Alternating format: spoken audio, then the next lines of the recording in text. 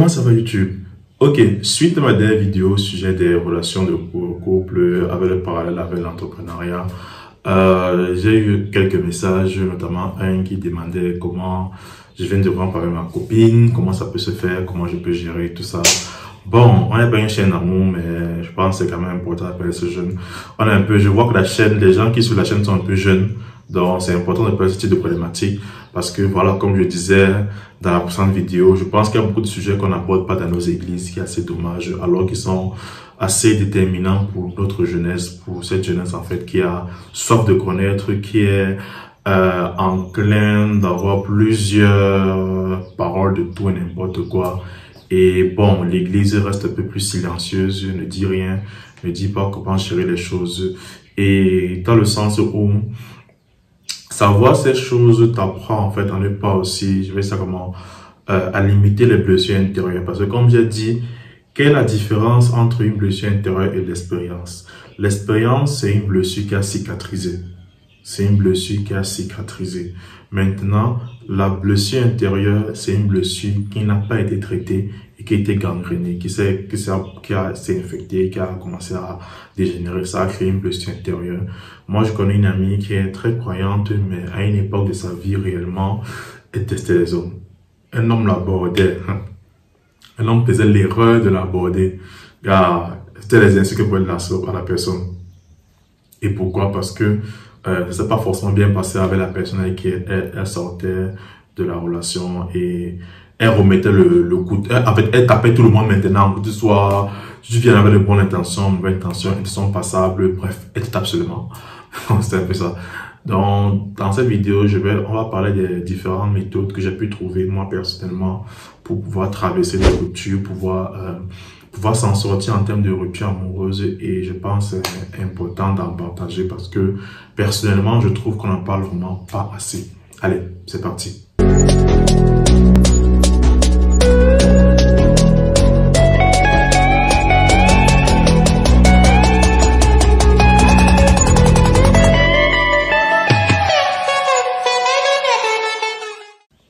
Salut à toi, moi je m'appelle Gaston Tégu, je suis entrepreneur, je suis également disciple de Christ. Cette chaîne on parle de business, on parle de foi chrétienne, on parle également d'argent parce que les deux sont compatibles. Et si tu es nouveau, je te recommande de t'abonner à la chaîne et d'activer la cloche de notification parce que voilà, ça aide à la chaîne, ça aide la chaîne et ça permet également de pouvoir aller plus loin.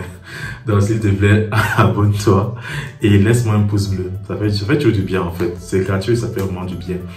Bon, aujourd'hui, on va parler d'un sujet assez sensible, notamment les ruptures amoureuses. C'est triste à dire, mais dans ta vie, il y a des gens qui vont te barrer. Ouais, c'est difficile d'entendre ça, mais dans ta vie, il y a des gens qui vont généralement te barrer, généralement te briser le cœur, te faire de la peine et autres. C'est fort probable que tu en sois victime si tu es dans la tranche, on va dire quoi, 16, 30 ans, même après 30 ans, on te bat toujours. Ça arrive plus qu'on le croit. Souvent, ça arrive qu'aux autres, mais quand on entre vraiment dans la sphère professionnelle, dans le milieu actif, on commence réellement à rechercher le partenaire de vie. On va tomber sur des mauvaises personnes. Généralement, c'est ça. Voilà. Et dans cette vidéo, je vais parler de comment tu peux surmonter cet état difficile de ta vie, comment tu peux surmonter une rupture, comment tu peux surmonter les choses de façon à respecter les critères, à faire respecter le plan biblique. Parce qu'une façon qu'on peut surmonter les difficultés, la rupture, c'est en couchant à gauche, à droite, ce qui n'est pas notre objectif ici là. Ici, c'est une chaîne chrétienne, donc on essaie de partager des valeurs qui honorent Christ, qui honorent Jésus et autres. Je ne vais pas forcément utiliser les versets bibliques, mais voilà, si l'Esprit Saint m'inspire, je vais parler de certains versets bibliques. Mais pour l'instant, je vais te donner ce que moi j'ai pu faire, qui m'a beaucoup aidé, ce que toi également tu peux faire, qui peut également beaucoup t'aider. C'est juste un partage d'expérience de ce que moi j'ai vécu et autres. Donc voilà. Règle numéro 1. Il est important que tu prennes soin de toi. Souvent après la rupture, on veut se laisser aller, on n'a pas le moral, on veut rester à la maison, on veut écouter la musique triste en boucle, on n'a plus envie de rien faire. Dans ce genre de cas, il est important que tu te fasses violence, notamment en pratiquant des activités physiques. Le sport aide beaucoup à traverser les ruptures amoureuses. Si possible, le sport en groupe, notamment le sport avec des amis, avec des potes, si tu peux le faire seul, il n'y a pas de souci. Tu passes, tu cours juste, tu cours avec la musique aux oreilles, tu cours. En fait, il faut que ton corps transpire, ton corps éjecte, tu vois, ça permet d'être plus heureux en temps normal. Donc, réellement, le sport, pratique d'activité physique, passe du temps avec tes amis et tes familles. L'énergie et tout l'amour que tu avais, tu donnais à la personne avant. Prends-le, tu le donnes à une autre personne, à tes amis, ta famille, et voilà. C'est eux qui sont toujours là, en fait, tes amis et ta famille. Donc, prends le temps de prendre des nouvelles des gens. Toi, comment tu vas? Toi, ça va, et tout. Et vraiment, pratique du sport, c'est important. Ça aide réellement. Conseil numéro 2 que je peux donner, c'est pas toi progressivement de la personne. Très souvent, c'est difficile de quitter du coq à l'âne, dans le sens où on dit souvent que oh, tu dois plus l'écrire, tu dois le bloquer et tout. C'est souvent difficile, il faut se l'avouer. C'est souvent difficile. Quand tu étais avec quelqu'un que tu t'imaginais que voilà, vous allez construire un avenir ensemble, vous allez faire de beaux enfants, vous allez faire ci, ça. C'est pourquoi il est aussi important de ne pas souvent se projeter quand on est dans une relation. Ok, on est dans une relation, c'est cool, mais ne t'imagine pas forcément un mariage d'un coup. Très souvent, on se dit que non, en tant que chrétien, non, pas forcément. Ne t'imagine pas forcément mariage d'un seul coup. Patiente un peu, voir le temps, ça évolue, tout. Et après, on voit comment ça évolue, quoi. Mais personnellement, j'ai envie de dire, c'est pas toi progressivement de la personne. Notamment, je vais prendre un exemple. Avec les téléphones, les smartphones, il y a ce qu'on appelle les statuts. Les statuts, les stories qui sont là. Ce que tu fais par contre, ce que tu peux faire, comment se passe ceci? Avant, tu vois les statuts tous les jours. Fais-toi violence. Essaie de voir les statuts de la personne 3 par semaine. Tu dis que, ok, je les vois lundi, mardi, mercredi et vendredi. Un exemple. Tu commences par ça. Tu tiens le coup pendant 2 semaines. Et tu aussi atteint le coup pendant 2 semaines, 1 mois. C'est là que tu montes de niveau. Tu dis que bon, je vais me statuer la personne pendant 2 fois par semaine. On est d'accord? Et en fait, le but c'est quoi? Te séparer progressivement de la personne. C'est ça en fait l'objectif. Si avant tu regardais beaucoup les stories de la personne sur Instagram et autres, fixe-toi un objectif. Je ne vois pas les stories pendant 3 jours. Un peu, et après, le reste du jour, je peux voir celui comme je veux. Tu vois, un peu, tu coupes le cordon. Un peu, tu coupes ce qui te lie à la personne. De préférence, mute la personne sur tous les réseaux. C'est possible, mute la personne. Et comment lâcher un peu progressivement. Prends ton temps. Il n'y a pas le coup. Prends ton temps.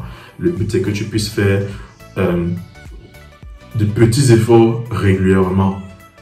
Quand il y a ça à qui dit que ce sont les petits renards qui détruisent les vignes. C'est souvent les petits efforts faits sur une longue période qui a de plus grands résultats. Parce que souvent, quand on essaie de tout couper une fois, après on est là, on regrette, on pleure, on fait ci, on fait ça, et après on finit par retomber dans la chose. Ce qui n'est pas notre objectif actuellement. L'objectif, c'est que tu puisses te libérer de la personne, et passer à autre chose de façon saine. Pas en mode que vous tombez amoureux parce que vous ne priez pas. Ça ne sera pas très joli en fait. Donc, le but, c'est que tu coupes progressivement les ponts avec la personne. Si avant, tu écrivais, il va dire quoi, 10 fois par jour, maintenant tu peux écrire 3 par jour. Après 2 fois, après 1 fois, au bout de 2 mois, tu as sûr que tu seras vraiment libéré. Parce qu'il faut environ 40 jours pour établir une habitude. Donc, prends le temps de te détacher de la personne. Conseil numéro 3, exprimez vos émotions. Ne te mets pas en mode que voilà, je vais pas, ça comment, que non, je garde pour moi. Non. Si tu as un ami proche, tu lui parles des émotions, ce que tu ressens, ce que tu as l'habitude de ressentir. Généralement, écrire ces émotions même aide très souvent. Donc, tu peux écrire tes émotions, dire voilà, je me sens ceci, je me sens cela, etc. Ça permet de te décharger. C'est important. Il faut vraiment se décharger. Ne garde pas les choses en toi. Libère-toi. Libère-toi. Vois un ami, tu lui parles de ça. Tu lui parles de ça. Tu essaies d'écrire ce que tu ressens. Ça aide réellement à sentir mieux. Autre conseil, je crois que c'est conseil numéro 4, accepter la réalité. C'est souvent difficile de se rendre compte que c'est fini en fait. C'est fini, tu ne peux rien faire en fait, c'est réellement fini. Et il faut être disposé à accepter la réalité. C'est fini. C'est vraiment fini. Ne suppose même pas que vous allez vous mettre ensemble. Non, c'est fini. C'est en fait le but du conseil numéro 2, savoir se détacher de la personne. Laisser l'autre partir. pour réaliser que c'est fini en fait. On ne peut plus rien faire. C'est triste à dire, mais la relation est terminée. C'était bien intense, ça fait du bien, mais il faut comprendre que l'autre avait ses raisons sûrement. Pas forcément. Si tous tes ex sont des chiens, ça veut dire que tu as un problème. Il faut qu'on se dise la vérité. Tu peux pas dire que tous tes ex sont des chiens, non, que ça les connards, les chiens et tout ça, quand même. Mais il faut être assez mature pour accepter que bon, la relation est finie et bon, c'est la vie. On passe à autre chose. Conseil numéro 5, apprenez de l'expérience. Ok, la relation est terminée, on l'a accepté, on a coupé les pommes, on s'est séparé de la personne, on a survécu aux différentes douleurs qui sont produites. Et là, il faut apprendre de l'expérience. Une rupture, c'est une occasion de te connaître davantage toi-même, de savoir ce que tu ne veux plus dans une relation, de savoir comment te comporter dans telles circonstances. Il y a des relations que je me suis vraiment découvert, dans le sens où je savais réellement que voilà, dans ce type de relation, dans les relations futures, je ne voudrais plus qu'il y ait ça, je ne voudrais plus qu'il y ait ceci, et apparemment, moi-même, je me comporte souvent comme ça, comme ci, comme ça. Tu vois un peu, en fait, tu découvres sans le savoir. Et il est important de bien se connaître pour pouvoir, par la suite, choisir la bonne personne, étant nous une bonne personne. On ne peut pas demander ce qu'on n'est pas, on ne donne pas les pelles au cochon. Donc, il faut que tu sois une bonne personne pour que tu puisses trouver une bonne personne. Donc, c'est un peu ça. Apprendre de l'expérience. C'est fini, on ne peut rien faire sur la chose, mais par contre, on peut essayer d'apprendre sur nous-mêmes, découvrir nous-mêmes, de pouvoir vraiment aller de l'avant avec l'expérience qu'on a pu gagner avec cette relation. Donc, il est important de savoir, 1, ce que tu ne veux plus. 2, ce que tu veux dans la prochaine relation. Et 3, comment toi, ce que tu peux apporter dans la prochaine relation. Quand tu connais les 3 là, ça va vraiment t'aider. Et chaque rupture vient à davantage alimenter ces 3 blocs de ta vie. Savoir ce que tu veux, savoir ce que tu ne veux pas et savoir ce que tu peux apporter. Conseil numéro 6 que je peux encore donner, c'est entourez-vous pour votre soutien. Ce qui est souvent difficile avec la rupture, ce n'est pas l'instant T. C'est souvent la nuit qu'on est seul que ça commence à devenir compliqué. C'est important d'avoir des gens autour de soi avec qui on peut discuter, avec qui on peut avec qui on peut traiter, avec qui on peut s'exprimer. Donc, voilà, c'est vraiment important. Donc, le conseil que je vais te donner, c'est entoure tes amis, reste avec tes amis, passe du temps avec eux. Souvent, on a l'habitude de vouloir rester seul, c'est vrai, mais ce n'est pas forcément la meilleure des choses à faire. C'est important de rester seul, mais c'est aussi important de savoir être bien entouré. Et dernier conseil, donne-toi du temps.